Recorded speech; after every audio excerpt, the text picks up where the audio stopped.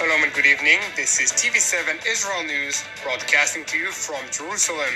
And in today's top stories, tensions surrounding Israel's hostile borders once again intensified over the weekend, raising renewed concern over a possible escalation. The Israeli Air Force allegedly targets a concentration of Iranian troops and vehicles, as well as pro-Iranian militias in the area of Abu Kamel in eastern Syria, reportedly killing at least 18 Shiite Islamists. The Lebanese-Iranian proxy HISBULLOH reportedly downed an Israeli unmanned aerial vehicle this morning, moments after the drone penetrated Lebanon's airspace.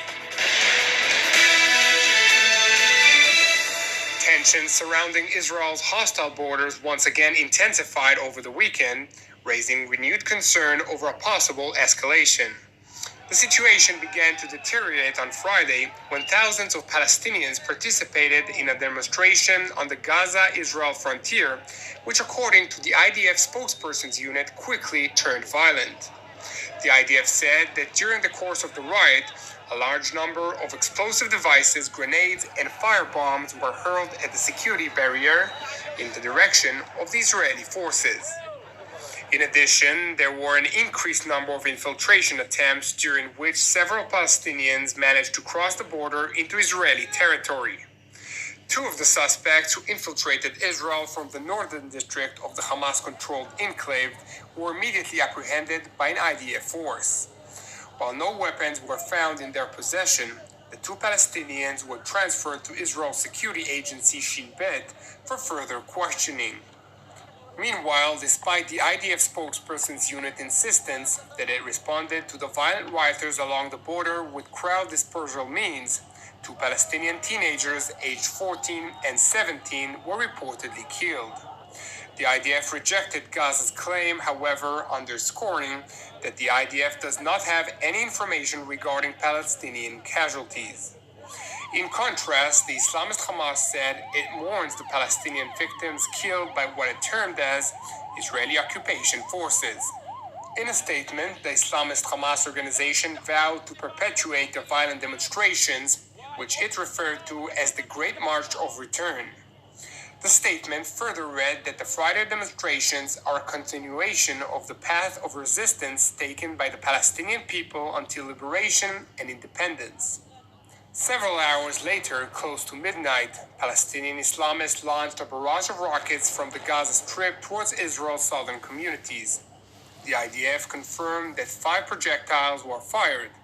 4 landed in undisclosed areas, and even though the other exploded in an uninhabited area of Sderot, 2 women in the city sustained shock and were transferred to a medical center for treatment. Shortly thereafter, an IDF aircraft and a tank conducted a retaliatory strike against a number of Hamas military targets in the northern Gaza Strip, including a post and military positions. The next day, on Saturday, an Islamist cell launched an unmanned aerial vehicle from the Gaza Strip into Israeli territory, which dropped an explosive device onto an IDF vehicle in the area of the security fence before it was remotely flown back to the Islamist Strip. Even though the military vehicle was lightly damaged, no Israeli injuries were reported. In an immediate response to the attack, an Israeli aircraft targeted the squad which had launched the drone. In addition, IDF fighter jets and an aircraft also struck a number of additional Hamas military targets, including offensive naval equipment and 2 military compounds belonging to the Islamist aerial array in the northern and central Palestinian enclave. The IDF underscored in a statement that it will continue operating against all efforts to harm Israeli civilians and soldiers, while stressing that the IDF holds Hamas responsible for all that transpires in the Gaza Strip and emanates from it. Meanwhile, in Jerusalem, Prime Minister Benjamin Netanyahu praised the citizens of southern Israel for their resilience.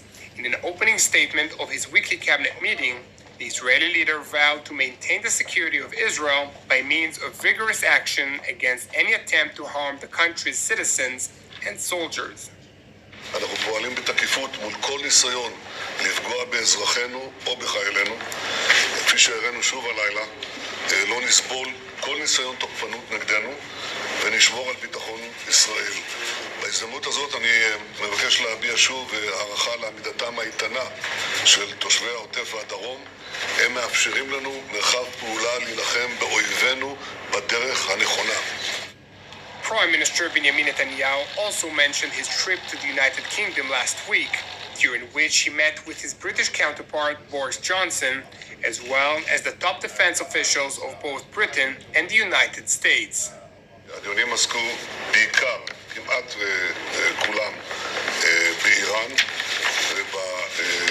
ובגרורות של איראן באזורנו, בראשם החיזבאללה, והצעדים הנדרשים על ידי ישראל, אלה שבוצעו ואלה שיבוצעו על ידי ישראל, כמובן במידת האפשר בתיאום עם ארצות הברית, בראש ובראשונה. The Israeli Prime Minister also revealed that he will very likely travel to Russia later this week for discussions with Russian President Vladimir Putin about ongoing coordination between the respective militaries in Syria. בהמשך השבוע ייתכן מאוד שאני אהיה גם ברוסיה כדי לדון על המשך התיאום הצבאי עם הנשיא פוטין כדי למנוע התנגשות מול הפעילות המוגברת של איראן וגרורותיה נגדנו והפעילות המוגברת שלנו נגדם. The comments by the Israeli leader came several hours before reports surfaced early this morning regarding an unidentified bombardment of Iranian installations in Syria's eastern village of Abu al-Kamel, situated near the border with Iraq. Informed sources told TV7 that Shiite militias in coordination with the Islamic Revolutionary Guard's Quds Force attempted to launch a missile in the direction of Israel. While the projectile failed to breach Israeli airspace, the Israeli Air Force immediately responded by targeting a concentration of the Islamic Republic's troops and vehicles, as well as pro-Iranian militias. At least 18 Shiite Islamists were reportedly killed in the strike, which took place in eastern Syria. In response to the alleged Israeli attack, a number of rockets were launched early this morning from the outskirts of the Syrian capital Damascus, which the IDF spokesperson's unit identified as Shiite militia operatives operating under the Iranian Quds Force. The IDF further underscored that it holds the Syrian regime responsible for all events taking place in Syria and warned the regime of Syrian President Bashar al-Assad that it will bear the consequences of allowing Iran to operate from its territory.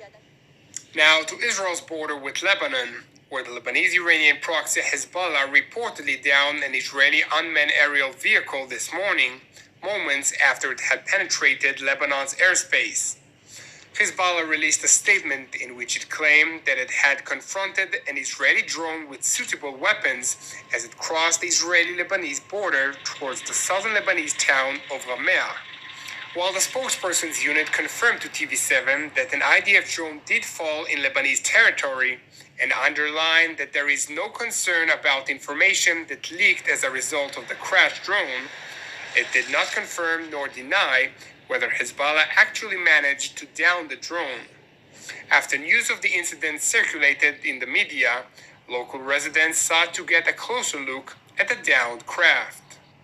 سمعنا انه وقعوا طيارة مسيرة وجايين نشوف. هينا على حدود ان نحن موجودين هون. مش خايفين. وان شاء الله الايام تثبت هالشيء. Thank you for joining us. You can also watch us at tv7israelnews.com or tv7.fi. For more updates on Israel and its region, visit our Facebook page or YouTube channel at TV7 Israel News. For any comments, please send your emails to israelnews@tv7.fi. Keep praying for the peace of Israel and the peace of Jerusalem. I'm Yair Pinto. Have a good evening, and we will see you again tomorrow at the same time.